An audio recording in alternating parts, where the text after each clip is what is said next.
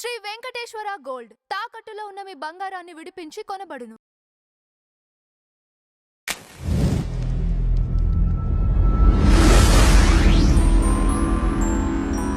Madam నమస్కారం. నమస్తే అండి. మేడం, అల్లు అర్జున్ బర్త్డే సందర్భంగా రాకా నుంచి ఒక పోస్టర్ రిలీజ్ అయింది.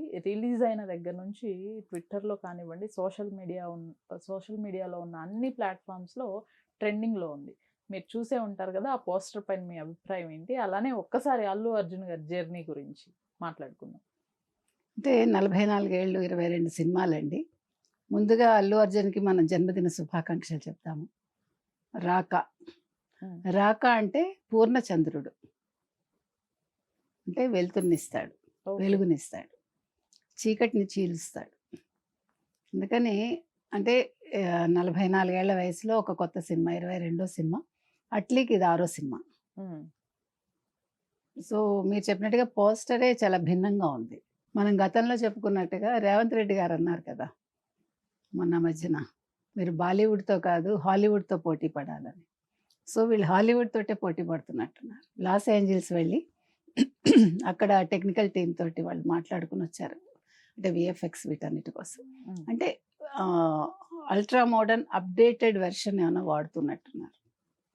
అంటే ఇంతవరకు ఎవరు వాడనిది మేబీ. ఓకే, అంటే మనకి ఆ విజువల్స్ అంతకుముందు మనం చూసాం, ఆ గ్లిమ్స్ ఏదో వదిలేరు వాళ్ళు. అప్పుడు మనకి ఆ తేడా కనిపించింది చాలా డిఫరెంట్గా. ఫస్ట్ నుంచి కూడా మీరు ఒక్కొక్కటి చూసుకుంటే ఆ వేరియేషన్ మనకు కనిపిస్తుంది. ఆ ఫేస్ మాస్కులు కానీ అవన్నీ కూడా కదా. ప్లస్ ఇది ఒక క్యారెక్టర్ 2 క్యారెక్టర్లు కాదు, 3 క్యారెక్టర్సా 4 క్యారెక్టర్స్ అనే డౌట్ కూడా వస్తుంది. అది తెలియదు మనకి, అంటే ఇట్స్ ఎ గెస్ అంతే.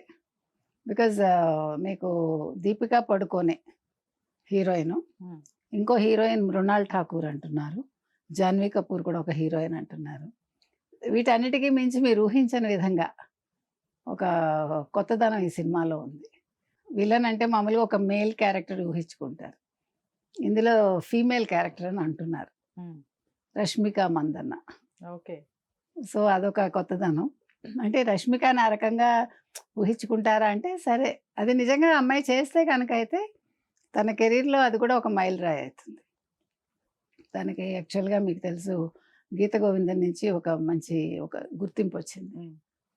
తర్వాత మీకు అల్లు అర్జున్ గురించి తెలుసు, రాఘవేంద్ర రావు గారు మలిచిన ఒక హీరో.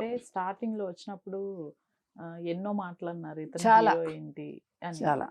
మరి అక్కడి నుంచి ఇప్పటి వరకు తీసుకుంటే మధ్యలో కొన్ని కేసులు పడ్డాయి తన పైన.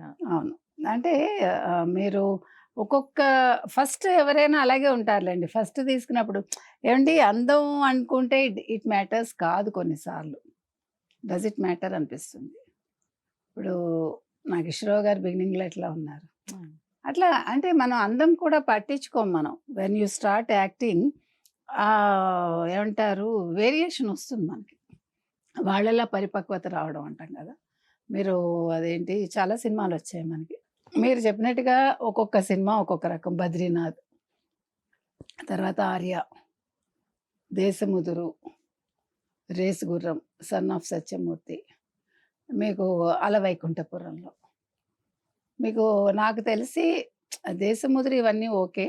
తర్వాత ఇంకొక మూవీ కూడా వచ్చింది ఏదో ఒకటి, ఆర్మీ ఆఫీసర్ కింద ఒకటి, అదొకటి. అంటే ఎక్కడికక్కడ వేరియేషన్స్ ఉన్నాయి క్యారెక్టర్స్లో, హెయిర్ స్టైల్లో, అన్నింటిలో. ఓకే, మీకు దాని తర్వాత పుష్ప అనేది అసలు అల్టిమేట్ అతనికి. అంటే మీరు స్మగ్లింగ్ని ఒప్పుకుంటారా ఒప్పుకోరా అంటే, ఇక్కడ స్మగ్లింగ్ గురించి మనం మాట్లాడటం. అలాంటి క్యారెక్టర్ ఒప్పుకొని చెయ్యి ఇట్లా ఉండి, ఒక మనిషి ఇట్లా మెడ ఇట్లా ఉండి ఒక హీరోగా మెప్పించాడు, అంతవరకే చూడండి. ఇక్కడ స్మగ్లింగ్ గురించి మనం మాట్లాడలేదు. స్మగ్లింగ్ మంచి చెడు ఇప్పుడు అది డిబేటే కాదు మనకి. కానీ ఒక ఏమనాలి, హీరో కాకుండా అది అసలు ఇలాంటి క్యారెక్టర్ చేస్తారా అన్నట్టుగా. మీకు కలిసి ఉంటే కలదు సుఖంలో ఎన్టీ రామారావు గారు ఓకే, ఒక చెయ్యి ఇట్లా ఉండి కాలు ఈడ్చుకుంటూ క్యారెక్టర్ చేస్తారు, సావిత్రి పెళ్లి చేసుకుంటారు. అట్లా అంటే చెయ్యాలి హీరో అనేవాళ్ళు, ఒక ఇలాగే చెయ్యాలి అని కాకుండా అన్ని క్యారెక్టర్స్ చేయగలగాలి, మెప్పించగలగాలి. అది మనకి ఇతనిలో కనిపిస్తుంది. కమల్ హాసన్ అట్లా కదా, కమల్ హాసన్ మూండ్రంపిరై, శ్రీదేవిది 16 ఏళ్ల వయసు, అందులో చంద్రమోహన్ అంతే కదా. అంటే నేను అనేది హీరో అనేవాడు any character he has to do, అది మనకి విలక్షణ నటుడు అంటాం. అట్లా విలక్షణ హీరో లాగా ఇతను అనిపిస్తాడు మనకి. సో అల్లు అర్జున్ ఏది చేసినా కూడా అతని ఫ్యాన్ ఫాలోయింగ్ కూడా విపరీతంగానే ఉంది. అంటే మెగాస్టార్ పేరు చెప్పుకొని వచ్చాడా రాలేదా అనే వివాదం పక్కన పెడితే తనకంటూ ఒక గుర్తింపు తెచ్చుకున్నాడు. అల్లు రామలింగయ్య గారి మనవడుగా, అల్లు అరవింద్ కొడుకుగా, అల్లు కాంపౌండ్ అనేది అతనికి దాన్ని ఏర్పాటు చేసుకోవాలనేది అతని కోరిక. మనం లాస్ట్ టైం దాన్ని సమర్థించాం కూడా. మెగాస్టార్ని తక్కువ చేయటం కాదు, ఎవరి ఏమంటారు వారసత్వం వాళ్ళకు ఉండాలి, ఆ లెగసీ అంటాం కదా, అది అతను అల్లు లెగసీ అతను మెయింటైన్ చేయాలనుకుంటున్నారు.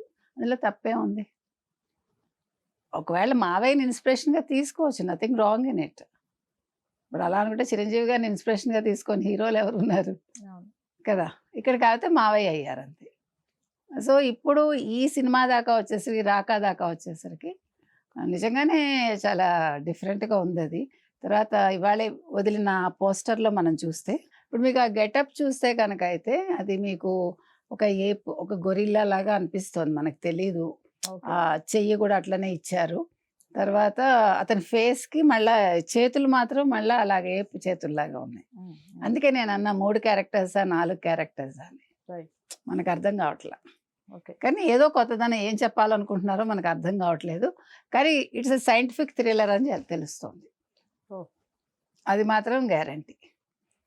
సో మరి ఏ లోకాలకు తీసుకెళ్తారో ఏం చేస్తారో, మొత్తానికి సినిమా అయితే రాక్ చేస్తుంది, రాకా అని పేరు పెట్టినందుకు. Right, thank you.